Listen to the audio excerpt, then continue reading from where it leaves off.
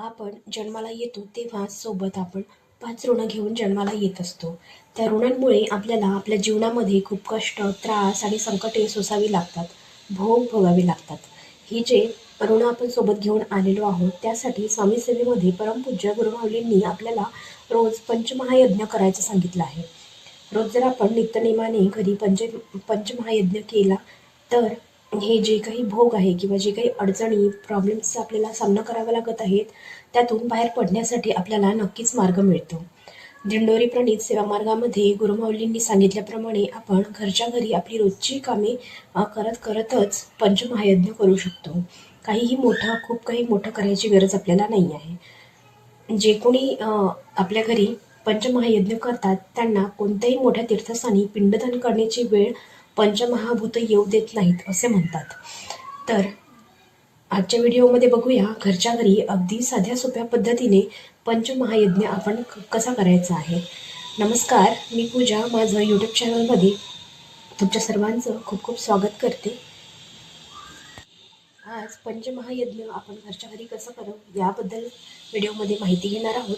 तर video skip न करता संपूर्ण बघा आणि व्हिडिओ आवडल्यास व्हिडिओला लाईक आणि शेअर नक्की करा आणि चॅनलला सबस्क्राईब नक्की करा.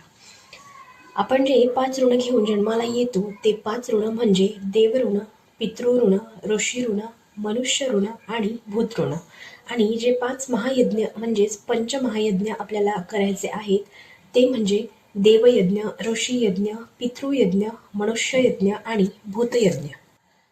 आपण जेव्हा जन्माला येतो तेव्हा जे 5 ऋणं घेऊन आपण जन्माला येतो ती ऋणं फेडण्यासाठी रोज जे कर्म करायचं असतं त्यालाच पंचमहायज्ञ असे म्हटले जाते. पंचमहायज्ञ म्हणजे खूप मोठे यज्ञ नाही तर अगदी छोटे छोटे यज्ञ जे आहेत ते रोज सकाळी आपण आपल्या घरात करू शकतो. करायला खूप छोटे पण तेवढे जास्त प्रभावी हे पंचमहायज्ञ आहेत. तर पहिलं आहे देवयज्ञ.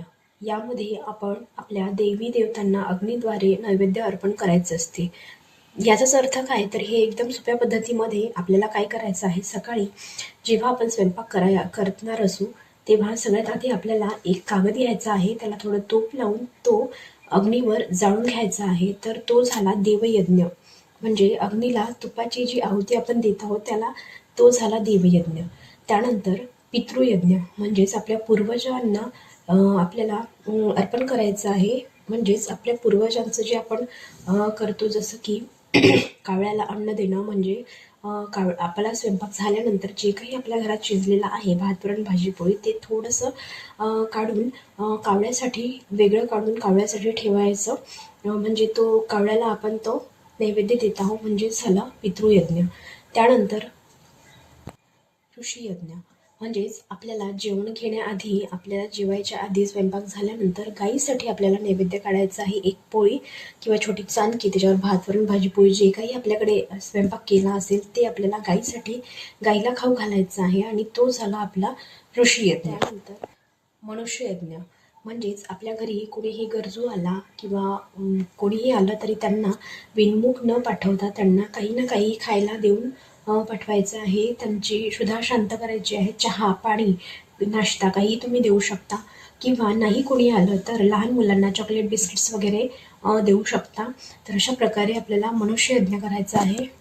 त्यानंतर आहे भूतयज्ञ. यामध्ये प्राणी आणि वनस्पती यांना अन्न आणि इतर गरजा अर्पण करणे किंवा समाविष्ट करणे आहे. जसं की घराच्या बाहेर किंवा कुठेही जिथे मुंग्या असतील तिथे आपल्याला चिमूटभर साखर मुंग्यांसाठी टाकायची आहे, पक्ष्यांसाठी धान्य ठेवायचे आहे आणि ते मुंग्या केव्हाही येऊन ती साखर नक्कीच खाऊन जातील. तर अशा प्रकारे आपल्याला रोजच्या रोज आपल्या घरामध्ये पंचमहायज्ञ करायचा आहे अगदी सोप्या पद्धतीने. आणि हे पंचमहायज्ञ केल्याने आपल्यावर पितृदोष हा कमी व्हायला मदत होते. या कलियुगामध्ये जगामध्ये अखंड यश मिळवण्यासाठी आपल्याला पंचसूत्री आपल्या नित्यसेवेच्या पुस्तकांमध्ये सुद्धा सांगितले आहे. आपल्या जीवनातील येणाऱ्या बऱ्याच समस्या, संकट किंवा अडचणी, प्रश्न हे सर्वांचे मार्ग आपल्याला सेवा केल्याने, स्तोत्रमंत्र पठण केल्याने, उपाय तोडगी केल्याने नक्कीच मिळत असते. आणि दुसरं म्हणजे जीवनात काही गोष्टी मिळवायच्या असतील तर त्यासाठी सेवेसोबतच कष्टही तेवढेच महत्त्वाचे आहेत, जे स्वामी नेहमी त्यांच्या भक्तांना स्वामींनी सांगितलं आहे.